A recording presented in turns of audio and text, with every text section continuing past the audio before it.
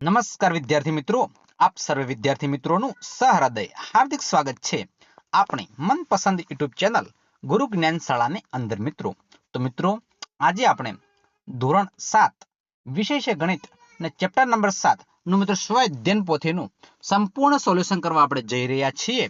તો વિદ્યાર્થી મિત્રો, વિડીયો તમારે સ્કીપ કર્યા વગર છેલ્લે સુધી પૂરેપૂરો જોવાનો છે અને મિત્રો પસંદ આવે તો તમારે એક લાઈક પણ કરવાની છે. પ્રશ્ન નંબર 1 છે, 1 કિગ્રા બરાબર 250 ગ્રામ કરતા કેટલા ગણું વજન થાય છે? તો મિત્રો ઓપ્શન નંબર સી છે 4 ગણું થાય છે. પ્રશ્ન નંબર 2 છે, 400 લીટર ના 25% એટલે કેટલા થાય? તો ઓપ્શન નંબર ડી છે 100 લીટર થશે. પ્રશ્ન નંબર 3 છે, 0.03 એટલે ખાલી જગ્યા કેટલા છે? 3% થશે. ઓપ્શન નંબર બી છે. પ્રશ્ન નંબર 4 છે, એક પેન 12 રૂપિયામાં ખરીદી 50% નફો મેળવવા કરતા કેટલા રૂપિયા વેચવી પડે છે? તો ઓપ્શન નંબર સી છે 15%. 15 રૂપિયામાં. Option number C. પ્રશ્ન નંબર 5 છે, 2500 રૂપિયાનું 12% લેખે 2 વર્ષનું વ્યાજ મુદ્દલ કેટલું થશે? Option number C 3100.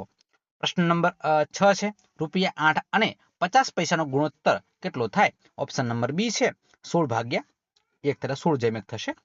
પ્રશ્ન નંબર 7 છે, રૂપિયા 4500 ના કેટલા ટકા 9000 રૂપિયા થાય? ઓપ્શન નંબર એ 200 રૂપિયા. પ્રશ્ન નંબર 8 છે, કઈ રકમનું વાર્ષિક 14% લેખે 2 વર્ષનું વ્યાજ રૂપિયા 126 થાય? ઓપ્શન નંબર સી રૂપિયા 450. પ્રશ્ન નંબર 9 છે, 2/3 એટલે કેટલા ટકા? ઓપ્શન નંબર એ 66/2/3. પ્રશ્ન નંબર 10 છે, IPRN upon 100 માં ટી શું છે? PRT. ટી મિત્રો સમય દર્શાવે છે. Option number C. પ્રશ્ન નંબર 11 છે, 100% ના 50% ના 25% કેટલા થાય? તો બધું ઓપ્શન નંબર ડી છે 12.5%. પ્રશ્ન નંબર 12 છે, 315 કઈ સંખ્યાના 90% હોય? ઓપ્શન નંબર બી છે 350. મિત્રો જોડકા જોડો. 5/8 બરાબર છે. શું છે? 5/8 એટલે તમારે શું આવશે? ઓપ્શન નંબર સી આવશે 62.5%. 3/4 છે તો એની અંદર શું આવશે? ઈ આવશે 75% આવશે. 0.65 છે તો એની અંદર ડી આવશે 65% આવશે. 15 માંથી 3 એટલે મિત્રો 20% આવશે. ઓપ્શન નંબર એ.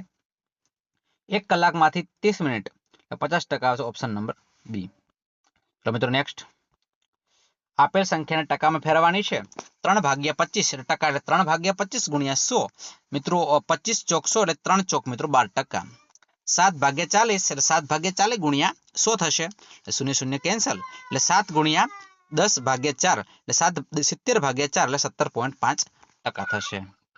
ત્યારબાદ 0.35 એટલે 0.35 ગુણ્યા 100 થશે. બરાબર. નંબર 3 છે 0.35% એટલે 0.35 ગુણ્યા 100 એટલે 0.35 એટલે 0.35/100 થશે ગુણ્યા 100. 100 કેન્સલ એટલે 35% થશે. 2.1 એટલે ટકા 2.1 ગુણ્યા 100 છે. 21/10 ગુણ્યા 100 છે. 21 ગુણ્યા 10 એટલે 210% થશે. 14.76 એટલે 14.76 ગુણ્યા 100. 1476/100. 100 કેન્સલ 76%. મિત્રો નીચે આપેલા આકૃતિમાં 40% ભાગમાં રંગ પૂરવાના છે. અહીં કુલ 25%, 25 ખાના છે. 25 ના 40% એટલે 25 ગુણ્યા 40 ભાગ્યા 100. 25 ચોક 100, 10 ચોક 40, 4 4 કેન્સલ 10. 10 ખાના આપણે પૂરવાના છે. તમારે રંગ પૂરી દેવાના છે. મેં અહીંયા છાयांकित કર્યું છે. પ્રશ્ન નંબર 5 છે, ચોકમાં 10% કેલ્શિયમ, 3% કાર્બન, 12% ઓક્સિજન છે. તો 2.1 કિગ્રા ચોકમાં કેટલા ગ્રામ કાર્બન ને કેટલા ગ્રામ કેલ્શિયમ હોય? કુલ ટકાવારી 10 + 3 + 12 એટલે 25% થશે. કેલ્શિયમ ટકાવારી 10/25 ગુણ્યા 100 એટલે કે 25 ચોક 100. 10 ગુણ્યા 4 40% થશે. કાર્બનના ટકા 3/25 ગુણ્યા 100 એટલે 25 ચોક 100, 4 તરીક 12%. ચોક છે 2.1 કિલોગ્રામ એટલે 2.5 કિલો થશે એટલે 2500 ગ્રામ થશે.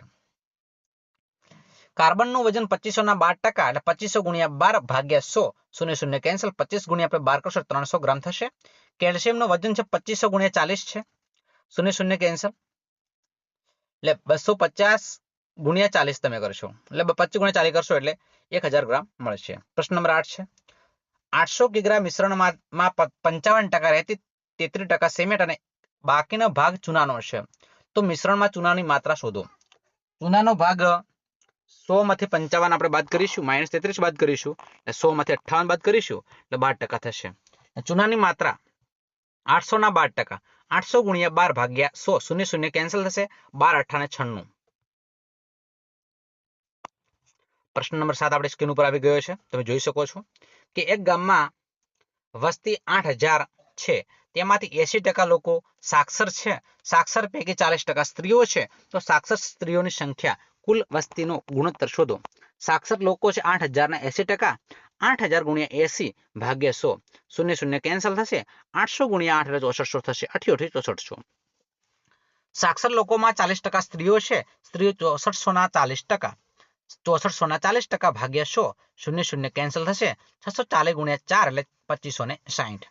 ગુણોત્તર છે સ્ત્રીઓની સંખ્યા ભાગ્યા કુલ વસ્તી. 2560 ભાગ્યા 8000 કરીશું એટલે 25 32 8 256, 32 ગુણ્યા 25 કરશો એટલે 800 થશે, એટલે કે 8 ભાગ્યા 25 થશે. રોહિત 800 ગુણમાંથી 560 ગુણ મેળવે છે. નેન્સી 500 ગુણમાંથી 450 ગુણ મેળવે છે. તો બંનેમાંથી કોનો દેખાવ સારો કહી શકાય? રોહિતના ટકા 560 ગુણ્યા 100 છે ભાગ્યા 800 છે, 560 ભાગ્યા 8 એટલે કે 70%. નેન્સીના ટકા 430 ગુણ્યા 100 અપોન 500, 430 ભાગ્યા 5 એટલે કે 86% થશે. નેન્સીના ટકા વધુ હોવાથી નેન્સીનો દેખાવ સારો છે. પ્રશ્ન નંબર 9 છે રૂપિયા 9000 સાદા વ્યાજે મુકતા 8 વર્ષમાં રૂપિયા 18000 થઈ જાય છે. તો વાર્ષિક વ્યાજનો દર કેટલો હશે? I બરાબર 9000, T બરાબર 8 વર્ષ, P બરાબર 9000, R બરાબર 100 ગુણ્યા I અપોન P ગુણ્યા N. 100 ગુણ્યા 9000, 9000 ગુણ્યા 8.